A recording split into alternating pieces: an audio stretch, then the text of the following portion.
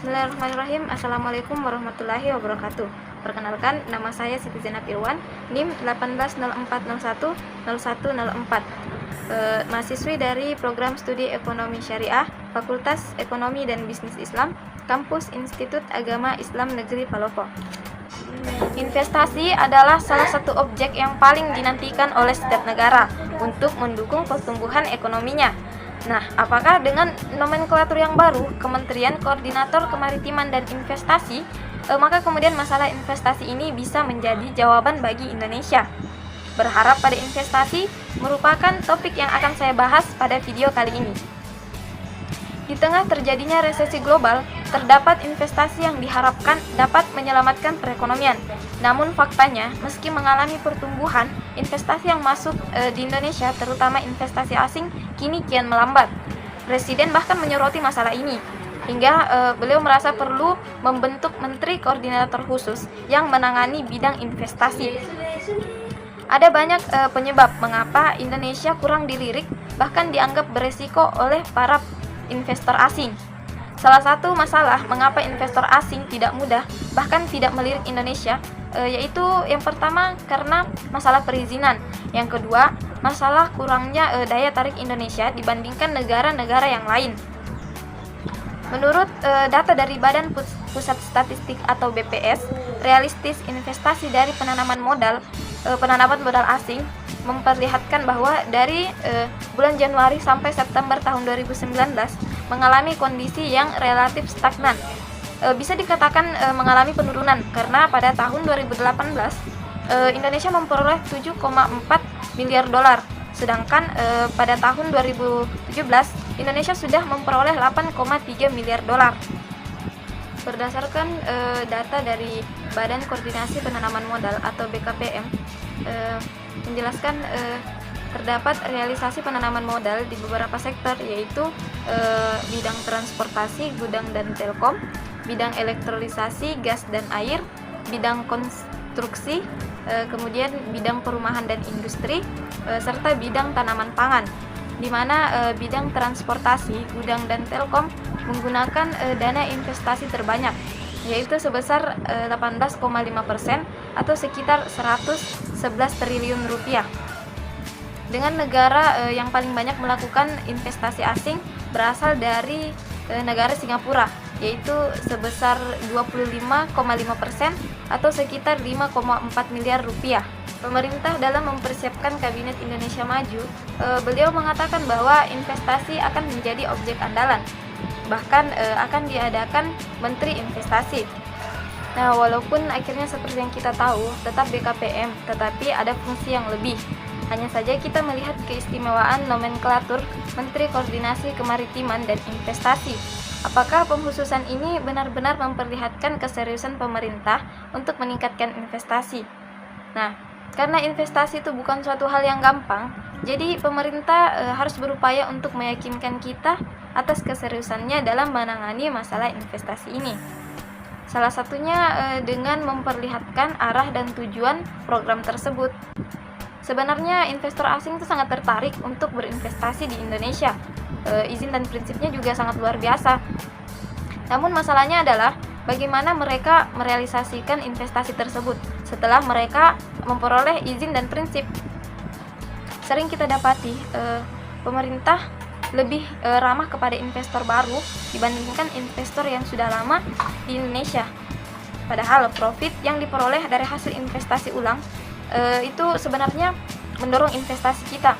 Nah, tidak seharusnya semua membutuhkan hal-hal yang baru, tetapi dengan memelihara dan memberikan perlindungan hukum bagi investor yang lama juga amat penting. Karena jangan sampai investor tersebut tidak nyaman dan beralih ke negara yang lain.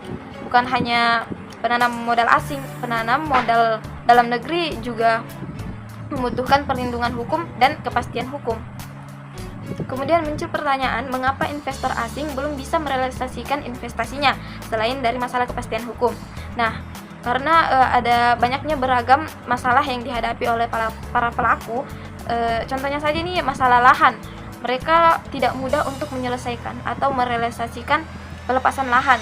Kemudian terdapat masalah perburuan. Mereka merasa cukup sulit untuk memberhentikan karyawan atau tenaga kerja. Dan hal tersebut merupakan masalah yang dihadapi oleh para investor. Kemudian selanjutnya ada beberapa persoalan mengenai bahan baku yang cukup sulit. Belum lagi persoalan kebijakan, di mana mereka sudah mengurus perizinan dan sebagainya. Mereka menganggap semuanya telah selesai di pusat, namun begitu di bawah ke daerah, ternyata hal tersebut belum selesai sepenuhnya. Bagian pusat juga ini kadang-kadang menimbulkan kebijakan yang tarik ulur. Contohnya seperti ini dalam bidang pertambangan yang tidak melakukan kegiatan ekspor kecuali mereka harus membuat smelter terlebih dahulu. Nah, setelah mereka membuat smelter, mereka baru boleh melakukan kegiatan ekspor. Investasi dan termasuk BKPM berada di bawah Kementerian Koordinator Kemaritiman dan Investasi. Mengapa tidak dibawahi oleh kementerian di bidang lain seperti Menteri Perekonomian? Nah, seharusnya investasi itu memang berada dekat dengan Menteri Keuangan, Menteri Perdagangan, Menteri Perindustrian, namun berada di bawah Menteri Koordinator Kemaritiman, yang dimana dia tidak melakukan koordinasi dengan unit-unit teknis ekonomi. Namun dilihat dari figur dari pemimpinnya dianggap mampu meyakinkan investor. Oleh karena itu investasi disimpan dalam Menteri Koordinator Kemaritiman. Seperti yang kita ketahui, sejauh ini BKPM sudah berusaha untuk menyederhanakan perizinan. Namun apakah itu masih belum cukup? Nah, Badan Koordinasi itu lebih bertugas untuk menarik investor masuk ke Indonesia, sedangkan untuk bagian perizinan mereka harus bersangkutan langsung dengan bidang yang dituju. Mereka harus berurusan langsung dengan menteri yang bersangkutan. Misalnya mereka ingin izin pertanian, mereka harus berhubungan langsung dengan Menteri Pertanian dan seterusnya.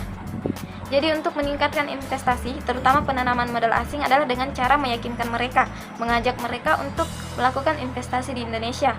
Kemudian kita harus memberikan perlindungan hukum kepada mereka.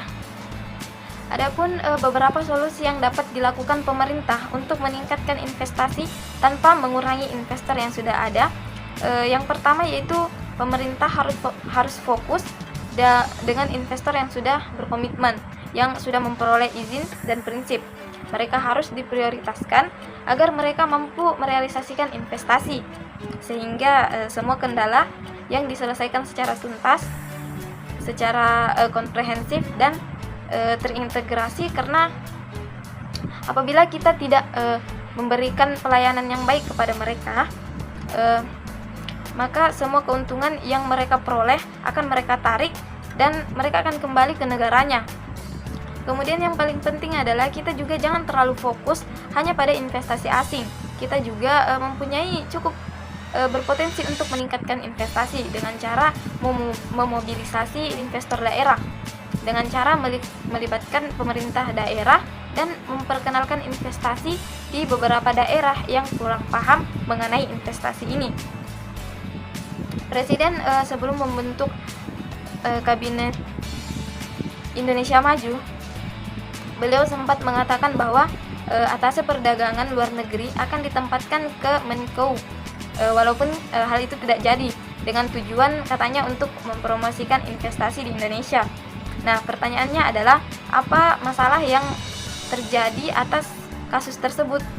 Nah, salah satu faktanya menurut Bank Dunia dan bahkan dialami langsung oleh para pengusaha, yaitu mereka kesulitan untuk memperoleh bahan baku. Kemudian mahalnya tenaga kerja yang tidak sesuai dengan produktivitasnya. Kemudian yang berikutnya itu masalah perizinan yang tumpang tindih ke sana kemari, di mana pada tempat lain urusan dapat selesai hanya dalam 3 hari, sedangkan di Indonesia bisa selesai sampai hampir 2 minggu. Nah, oleh karena itu diharapkan pemerintah dapat mengatasi rumitnya perizinan ini.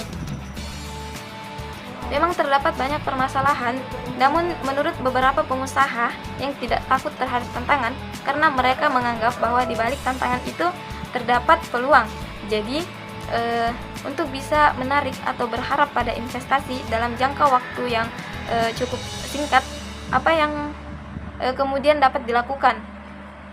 Nah, seyogianya itu seseorang pengusaha harus mampu bertahan hidup. Artinya, jika mereka melihat kondisi tersebut cukup mengkhawatirkan, maka mereka tidak akan melakukan investasi terlebih dahulu.